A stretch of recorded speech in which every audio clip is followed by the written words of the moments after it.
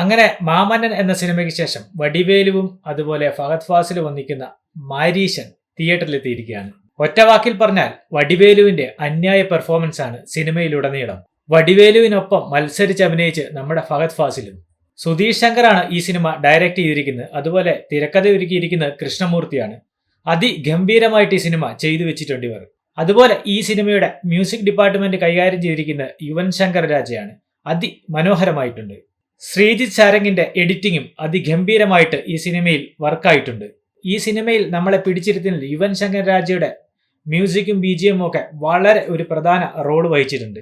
ആദ്യ പകുതിയിൽ ഈ സിനിമ നിങ്ങൾക്ക് കുറച്ച് ഇഴഞ്ഞു നീങ്ങുന്നതായി അനുഭവപ്പെടും. എന്നാൽ സെക്കൻഡ് ഹാഫിലേക്ക് അടുക്കുമ്പോഴേക്കും സിനിമ ശരിക്കും ചാർജ് ആകുന്നുണ്ട്. വടിവേലു എന്ന നടന്റെ അസാധ്യ പെർഫോമൻസ് ആണ് ഈ സിനിമയിൽ സെക്കൻഡ് ഹാഫിൽ ഉടനീളം. ശരിക്കും പറഞ്ഞാൽ ഫഹദ് ഫാസിൽ ചെയ്യേണ്ട ഒരു റോൾ ആയിരുന്നോ ഇത് എന്നുകൂടെ എനിക്ക് സംശയമുണ്ട്. അത്രയ്ക്ക് വലിയൊരു ഇമ്പോർട്ടൻ്റ് ആയ റോളൊന്നും ഇല്ല ഫഹദ് ഫാസിൽ. ഇമ്പോർട്ടൻ്റ് റോൾ എന്ന് പറയുമ്പോൾ അത്ര വലിയ അഭിനയ പ്രകടനങ്ങൾ കാഴ്ചവെക്കാൻ വേണ്ട അത്തരത്തിൽ ഒതുങ്ങുന്ന ഒരു ക്യാരക്ടറൊന്നുമല്ല ഫഹദ് ഫാസിൽ ഈ സിനിമയിൽ ചെയ്തിരിക്കുന്നത്. പക്ഷെ വടിവേലുവിന് പകരം മറ്റൊരാളെ നമുക്ക് ഈ സിനിമയിൽ ചിന്തിക്കാൻ പോലുമാകില്ല.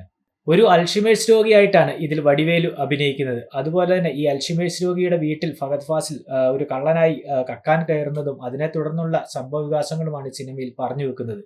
വളരെ ഇമോഷണൽ ആയിട്ടുള്ള ഒരുപാട് രംഗങ്ങളുണ്ട് ഈ സിനിമയിൽ. അത് വളരെ വളരെ മനോഹരമായിട്ട് ഫഹദ് ഫാസിലും വടിവേലുവും അഭിനയിച്ചിട്ടുണ്ട്.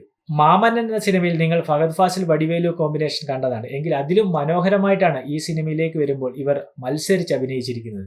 ഒരുപക്ഷെ ഒരു ഫഹദ് ഫാസിൽ മൂവി എന്നതിനുപരി ഇതൊരു വടിവേലു മൂവി ആയിട്ടായിരിക്കും നമുക്ക് ഈ സിനിമ കാണുമ്പോൾ അനുഭവപ്പെടുക.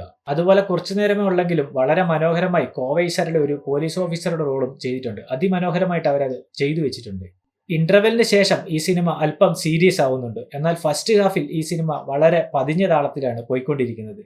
പക്ഷെ അത് നിങ്ങളെ ഒരിക്കലും ബോറടിപ്പിക്കുകയുമില്ല. ഈ അടുത്തിറങ്ങിയ തമിഴ് സിനിമകളിൽ ഏറ്റവും മികച്ചു തന്നെ നിൽക്കും ഈ സിനിമയും. നല്ലൊരു സിനിമ കാണാൻ നിങ്ങൾക്ക് താല്പര്യമുണ്ടെങ്കിൽ ധൈര്യമായി ടിക്കറ്റ് എടുത്ത് നിങ്ങൾക്ക് തിയേറ്ററിലേക്ക് പോകാം. നിങ്ങളെ തീർച്ചയായിട്ടും നിരാശപ്പെടുത്തില്ല ഈ സിനിമ.